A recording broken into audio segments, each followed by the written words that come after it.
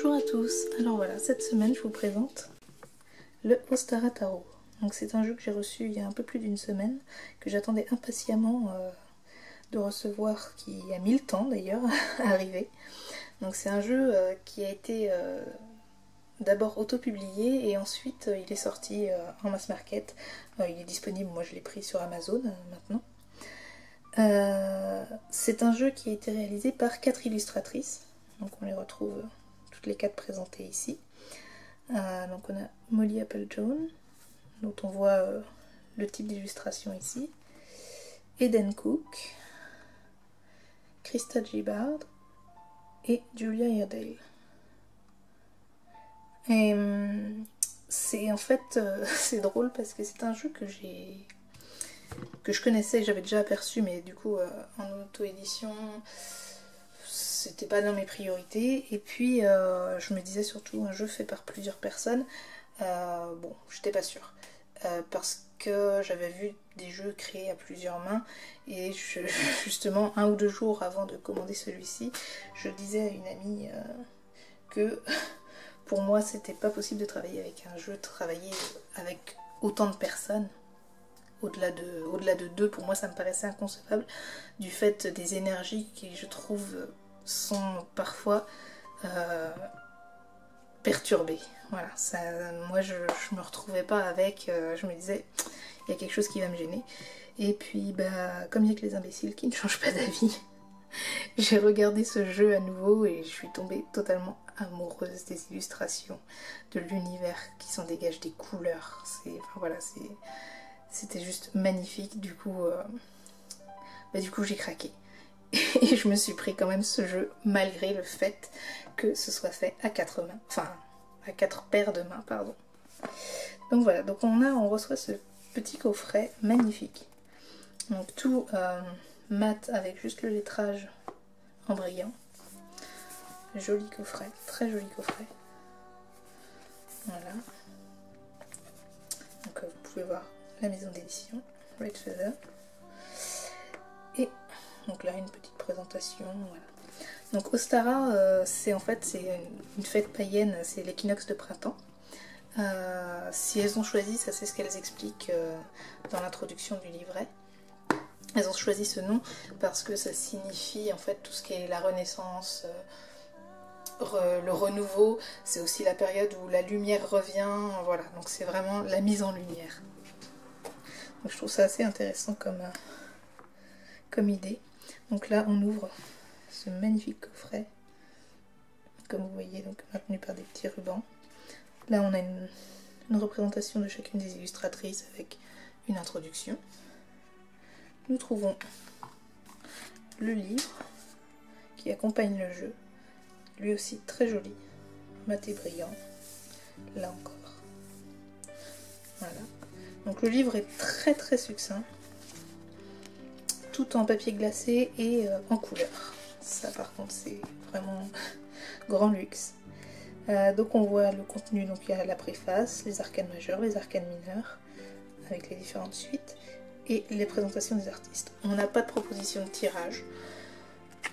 Très franchement, moi ça ne me dérange pas parce que très souvent on retrouve exactement les mêmes dans les différents jeux, donc voilà. C'est pas quelque chose qui va me manquer. Donc là la préface qui nous explique un peu pourquoi le jeu, comment elles l'ont créé, voilà, d'où il vient. Ça, et on attaque direct les arcanes majeures.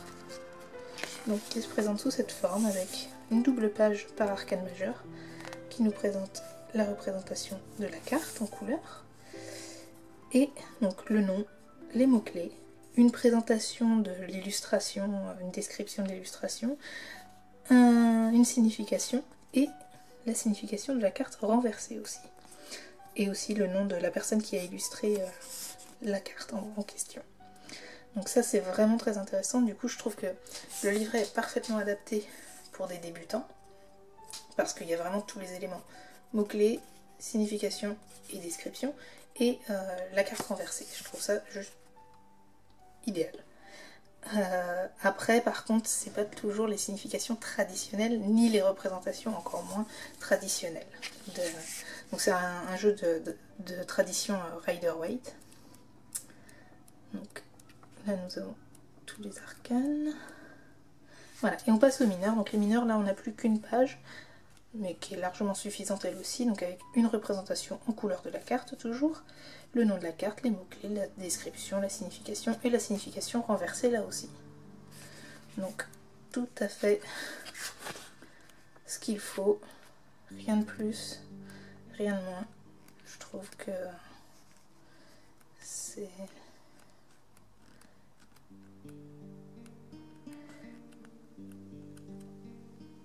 Voilà. Et à la fin, donc la présentation de chacune des artistes. Voilà. Et un petit mot du groupe. Donc voilà, c'est vraiment un très joli livre. Et donc ensuite on a ces cartes qui arrivent donc comme ça. Vous recevez le jeu sous cette forme. Donc normalement il y a un petit blister transparent que je n'ai pas conservé. Cette petite baguette totalement inutile. Ce séparateur qui ne tient à rien. Et donc ce jeu magnifique avec des tranches argentées. Vous voyez qui brille très bien. Je me vois dedans avec mon appareil. Et en plus c'est mon premier jeu argenté, je rêvais d'en avoir un depuis, depuis un moment. C'est chose faite. Et donc voilà, là on a ce dos de cartes que je trouve absolument sublime, qui est du coup réversible. À un détail près, c'est là on a un halo un peu plus jaune derrière ce crâne là qui n'est pas présent derrière celui-ci. Donc c'est léger, mais voilà, il y a une petite différence. Moi ça me gêne pas du tout, mais je pense qu'il y a des personnes que ça peut déranger. Donc comme vous voyez, les cartes sont bien brillantes. C'est magnifique parce que ça fait ressortir les couleurs d'une puissance vraiment géniale.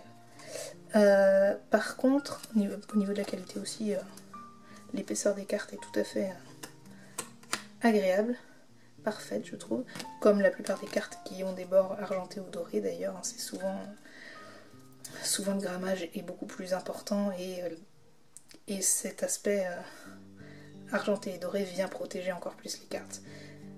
En revanche, dans cette édition, il y a un petit souci, c'est que cette tranche argentée fait que les cartes sont collées entre elles quand on reçoit le jeu, mais vraiment collées.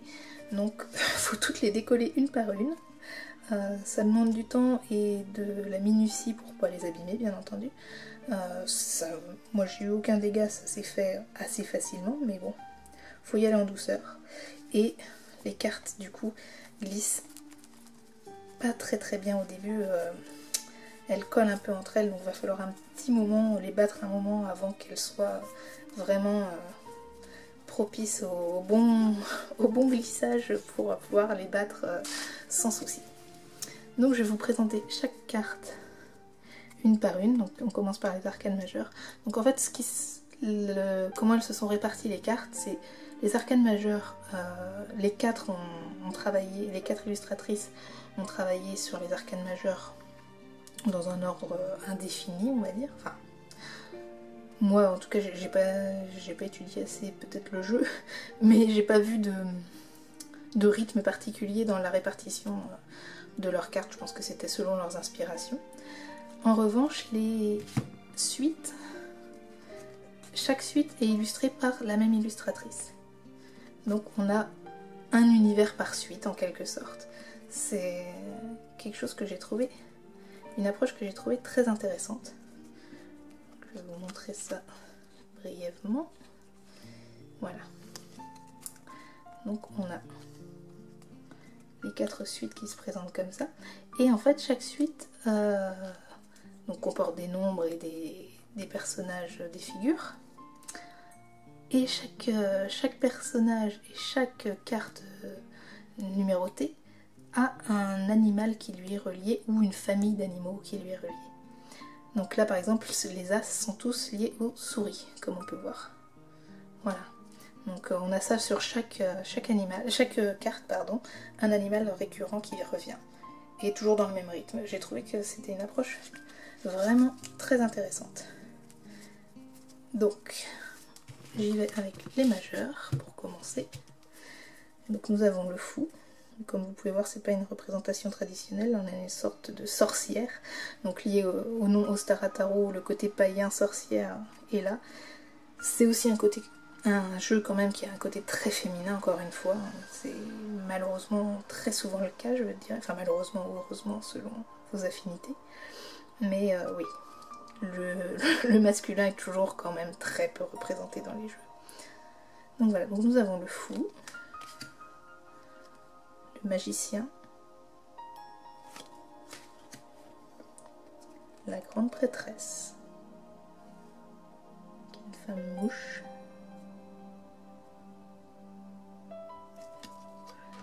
l'impératrice, l'empereur,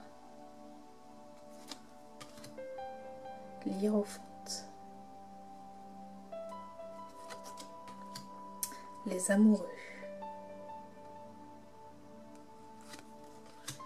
le chariot, très jolie carte. La justice, alors là on peut voir c'est un jeu de tradition Rider-Waite, mais la justice se retrouve tout de même à la place en carte numéro 8 et non en carte 11 comme ça peut être normalement dans un Rider. Là ça se rapproche plus du Marseille de ce point de vue là, mais bon, ça reste un détail. Là nous avons l'ermite, la roue de fortune. Je vais l'approcher un petit peu parce que les détails sont un peu plus fins sur cette carte.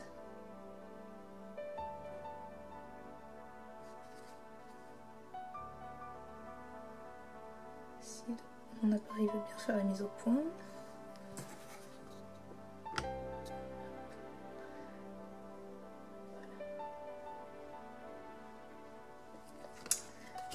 La force.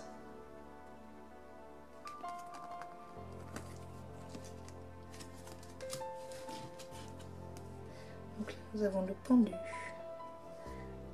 Vous pouvez voir en dessous de lui des loups qui dorment ou se reposent en tout cas. Et ces citrouilles sculptées, un peu inquiétantes. La mort. Très jolie représentation. Qui peut être assez impressionnante pour certaines personnes, j'imagine. Là, nous avons la tempérance. Avec ce détail là d'animaux, ce flot d'animaux qui montent ou qui descendent. Magnifique. Le diable. Très belle représentation aussi, je trouve. La tour. Alors là, c'est pas une tour foudroyée comme ça l'est traditionnellement.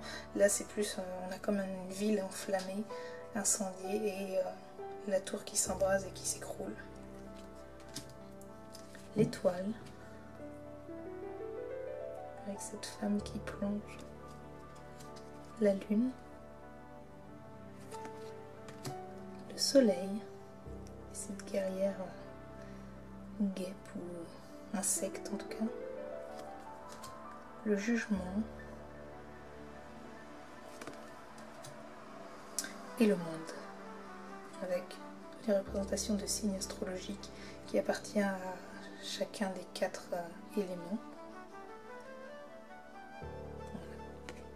Pour les arcanes majeures. Nous attaquons ensuite la suite de bâtons. Hop. Donc là nous avons l'as de bâton avec la souris comme je vous disais.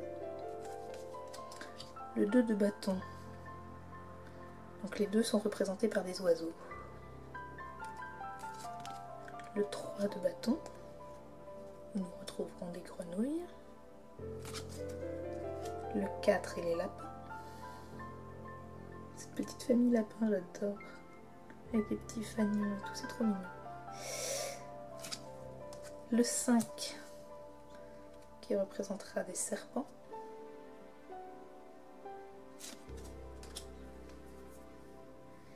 Le 6 de bâton, donc les 6 ce sont les poissons. le 7 de bâton. Donc les 7, on peut voir en représentation des ratons laveurs. Le 8 de bâton. Donc les 8 sont représentés par des rapaces. Le 9 de bâton, on retrouvera des félins. Et alors vous pouvez voir du coup les titres. Alors comme sur les arcanes majeures et les arcanes mineures, les titres sont tantôt en haut, tantôt en bas, en fonction des illustrations. Ça je trouve c'est génial, ça respecte vraiment l'illustration, c'est très agréable. On n'est pas, ça vient pas faire défaut à la qualité du dessin, parce que vraiment ils en valent la peine. Les 10. Donc là le 10 de bâton, et les 10 sont représentés avec des baleines. Donc le valet, le page de bâton. Donc nous aurons des renards pour les valets. Le chevalier de bâton avec un ours. La reine de bâton. Les reines sont les seules un peu particulières. Je vais mettre la carte de côté et je vous montrerai à la fin. Les reines ne sont pas associées à un seul et même animal ou à une seule famille d'animaux. Je vous montrerai tout ça. Je vais la laisser de côté. Le roi de bâton. J'adore cette illustration. Ce cerf rayonnant. Voilà. Un roi. Donc nous avons l'as de pentacle ou l'as de denier. Avec cette souris encore une fois. Le 2 de denier. Donc là on peut voir les oiseaux. Le 3 de denier avec la grenouille sur l'épaule de la jeune fille. Voilà.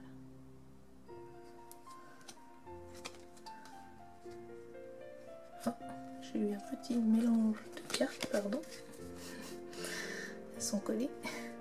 Donc là nous avons le 4 de denier avec le lapin qu'on retrouve. Le 5 de denier, donc là c'est le serpent qui se représente. Le 6 de denier et les poissons. Le 7 et les ratons laveurs. J'adore cette petite famille. Désolée, j'adore les ratons laveurs. J'aime tous les animaux, mais... Donc là, donc un rapace représenté avec une chouette pour le 8. Le 9 et le félin. Le 10.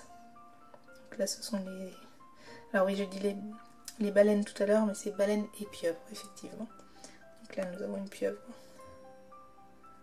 J'aime beaucoup avec ces espèces de petites pieuvres un peu comme des chérubins. Mange de l'eau, mais là en pieuvre. J'aime beaucoup. Donc le valet.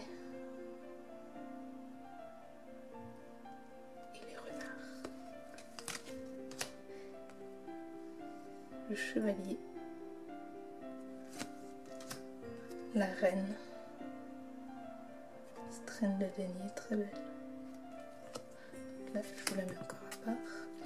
Et le roi en cervidé. Les coupes, donc l'as de coupe et ses masques de souris.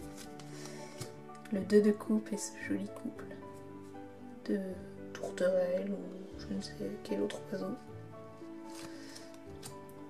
Le 3 de coupe et les grenouilles. Le 4 de coupe et les lapins. Pardon. Le 5 de coupe et les serpents. Le 6 de coupe. Donc là ce sont les animaux marins, les poissons. Donc. Les 7 de coupe et le raton. Le 8 de coupe et les rapaces. Le 9 de coupe et ses gros félins. Le 10 de coupe, donc encore la pieuvre qui est représentée, et les méduses aussi, mais c'est plus la pieuvre en l'occurrence. dans la continuité du reste du jeu. Le valet de coupe et les renards. On a le chevalier de coupe. Donc là on a une abeille de représenter, mais c'est surtout là il y a un ours de représenter. C'est plus lui le symbole associé au chevalier, mais reste l'abeille. J'ai pas lu encore le livret au complet, donc j'ai pas lu l'interprétation pourquoi cette abeille est ici. À voir. La reine de coupe. Hop. Et le roi de coupe. Là encore un cerf. Donc la dernière série des épées avec cette petite souris couronnée victorieuse, le 2 d'épée et les oiseaux, très joli, le 3 d'épée et la petite grenouille,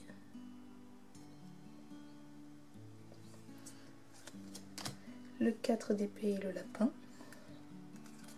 le 5 d'épée et le serpent, très jolie carte aussi. Pas très rassurante entre les serpents et les épées. Le 6 de coupe et l'anguille, donc les animaux marins, enfin d'eau en tout cas. Le 7 de coupe et le raton. Le 8 de coupe, pardon, excusez, d'épée et d'épée. Le 9 d'épée, avec cette panthère. Voilà, très joli 10 d'épée, cette baleine. Donc le page d'épée, alors lui c'est pas un renard, c'est un fenec étant donné la carte, ça paraît logique, mais bon, c'est de la famille. Hein. Le chevalier d'épée. La reine d'épée. Et le roi d'épée. Lui aussi avec des bois de cerf. Donc, ce que je vous disais, pour finir, les reines, en fait, n'ont pas les animaux, n'ont pas un animal, en fait. Donc là encore, c'est pour ça aussi, ce côté féminin du jeu est très très présent. Parce que les reines sont les seules à représenter chacune, donc le feu, le lion associé au feu, qui est associé à la série des bâtons. Là, ce sont donc les chèvres, donc c'est des animaux terrestres, l'élément terre associé au denier, au pentacle. L'eau associée à la reine de coupe, avec ses phoques. Et enfin, l'air associé aux épées, avec cet oiseau, cette très jolie reine. Voilà, donc les reines ont vraiment un statut particulier dans ce jeu, et du coup vraiment oui, ça renforce cette idée du féminin dans ce jeu qui est quand même important. Donc voilà, donc c'est vraiment un très très joli jeu je trouve, visuellement déjà, et puis pas que visuellement, au niveau des interprétations, il peut être très très riche. Les illustrations, je trouve, sont parlantes, donc c'est ça que je disais au début. Même pour les débutants, je pense que ça peut être vraiment un jeu très intéressant à travailler. Voilà, donc je vais vous laisser avec ce jeu-là, en espérant que ça vous aura plu.